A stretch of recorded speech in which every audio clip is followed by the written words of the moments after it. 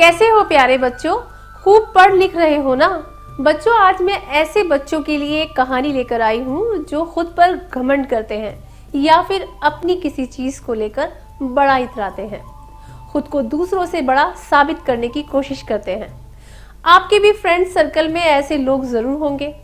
बच्चों, जो लोग घमंड करते हैं, दूसरों से प्यार से पेश नहीं आते, इतराते हैं, जानते हो उनके साथ क्या होता है? चलो ये बात मैं आपको इस कहानी के जरिए समझाती हूँ, ध्यान से सुनना। काफी साल पुरानी बात है। एक जंगल में एक शेर और शेरनी अपने दो बच्चों के साथ रहते थे। दोनों एक दूसरे से और अपने बच्चों से बहुत प्यार करते थे, लेकिन उन दोनों के स्वभाव में जमीन आसमान का अंतर था। शेर एकदम सभ्य और समझदार था। जंगल के सभी जानवर शेर का बहुत सम्मान करते थे, जबकि दूसरी ओर शेरनी को अपनी ताकत और सुंदरता पर बहुत घमंड था। वो उस जंगल में हर किसी को अपने से छोटा मानती। जब वो जंगल में घूमने के लिए निकलती तो सारे जानवर उसे झुक के सलाम करते, लेकिन घमंड में चूर शेरनी किसी को जवाब नहीं देती, यहाँ तक कि वो अपने दोनों बच्चों को भी जंगल के किसी जानवर के साथ खेलने नहीं देती थी। अगर कोई दूसरा जानवर उससे बात करने की कोशिश करता तो शेरनी मुंह बनाकर वहां से चली जाती। उसके इस स्वभाव से जंगल के सारे जानवर परेशान थे। एक बार शेरनी और बच्चे नदी के किनारे खेल रहे थे। शेरनी को थकान के कारण नींद आ गई और उसकी आंख लग गई। शेरनी के दोनों बच्चे खेलते खेलते काफी दूर चले गए। जब शेरनी की नींद खुली तब उसने देखा तो बच्चे वहां नहीं थे। शेरनी ये देखकर बहुत घबरा गई। बस फिर क्या था, शेरनी पागलों की तरह इधर उधर भटकने लगी और अपने बच्चों को ढूंढने लगी। शेरनी से बंदर ने पूछा, बंदर मामा, क्या तुमने मेरे बच्चों को देखा है? बंदर सोच में पड़ गया कि क्या वाकई शेरनी मुझसे बात कर रही है। हमेशा तो ये हम लोगों की बेइज्जती करती है और सीधे मुंह बात भी नहीं करती है।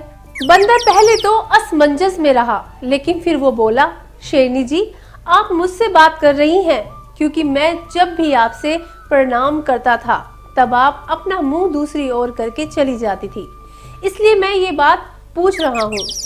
ये सुनकर शेरनी को बहुत बुरा लगा। अपने व्यवहार पर उसे काफी शर्मिंदगी महसूस हुई और वो वहां से चली गई। आगे चलकर उसे रास्ते में एक हाथी मिला। उसने हाथी से अपने बच्चों के बारे में पूछा और रोने लगी। हाथी ने कहा कि मैं तो एक पागल हाथी हूँ ना, आप तो मुझे हमेशा यही कहती थी, तो मुझे कैसे पता? ये सुनकर शेरनी को फिर शर्मिंदगी हुई। वो कुछ भी बोले बिना वहां से चली गई। शेरनी बच्चों को ढूंढते हुए आगे बढ़ती जा रही थी और जो भी मिलता वो उससे अपने बच्चों के बारे में पूछती, लेकिन जंगल के सभी जानवरों से उसे शर्मिंदगी मिली।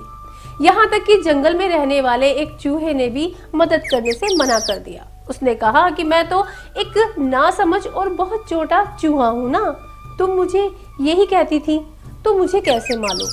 ये सब देखकर शेरनी को अपनी गलती पर पछतावा हुआ। उसने अपने घमंड और बुरे बर्ताव के लिए सबसे माफी मांगी और रोने लगी। शेरनी को रोते देख सारे जानवरों को उस पर दया आ गई और जानवरों ने उसे माफ कर दिया। इसके बाद सब उसके बच्चों को ढूंढने लगे। गिद्ध ने शेरनी के बच्चों को एक पहाड़ पर खेलते हुए देखा। गिद्ध ने तुरंत आकर ये बात शेरनी को बताई। शेरनी समेत सारे जानवर पहाड़ पर पहुंचे। शेरनी अपने बच्चों को देखकर बहुत खुश हुई। शेरनी ने गिद्ध को धन्यवाद बोला, सारे जानवरों से माफी मांगी और उसके बाद वो जंगल के सब जानवरों के साथ अच्छे से रहने लगी। तो बच्चों, कैसी लगी आपको ये कहानी? बच्चों, ये कहानी हमें ये सीख देती है कि हमें कभी भी अहंकार नहीं करना चाहिए और सबसे अच्छे से बात करनी चाहिए। किसी को छोटा बड़ा समझकर उसका अनादर नहीं करना चाहिए। हमें हमेशा सबके साथ अच्छे से मिलकर रहना चाहिए, प्यार से बात करनी चाहिए, क्योंकि कई बार ऐसा हो जाता है कि हम अहंकार में आकर जिसका अपमान कर रहे हैं, जीवन में उसी की जरूरत हमें पड़ जाती है। मेरी ये बात हमेशा याद रखना। चलो अब मैं चलती हूँ, अगली बार फिर आऊंगी एक और नई कहानी लेकर। तब तक के लिए खूब सारा पढ़ना।